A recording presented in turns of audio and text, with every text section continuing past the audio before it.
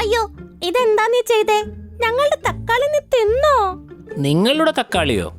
ഇതിവിടെ നിലത്ത് വീണ് കിടന്നതല്ലേ? അത് കൊള്ളാലോ പുൽച്ചാടി ചേട്ടാ. ഈ തക്കാളി ഞങ്ങൾ കഷ്ടപ്പെട്ട് ഇവിടെ കൊണ്ടുവച്ചതാ. എന്റെ കാലിന് വേദന വന്നപ്പോ ഞങ്ങൾക്കിത് പൊക്കാൻ പറ്റിയില്ല. അതുകൊണ്ട് ഞാൻ എന്റെ 2 സുഹൃത്തുക്കളെയും കൂടെ വിളിക്കാൻ പോയതായിരുന്നു. ഞങ്ങൾ വന്നപ്പോഴേക്കും നിങ്ങൾ ഇത് കഴിച്ചു തീർത്തു.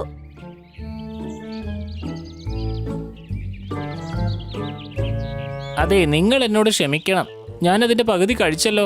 ഇനി ഇതിന്റെ ബാക്കിയുള്ളത് ഞാൻ നിങ്ങളുടെ വീട്ടിലേക്ക് കൊണ്ടുവന്നോളാം. ഈ തക്കാളി ഇന്നത്തേക്കുള്ള ഭക്ഷണമല്ലായിരുന്നു. മഞ്ഞുകാലം വരുമല്ലേ?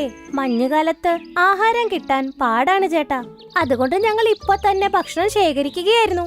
ഞങ്ങളിനി ഈ തക്കാളി കൊണ്ടുപോയാൽ തന്നെ ഇത് ചീഞ്ഞു പോകും ചേട്ടാ.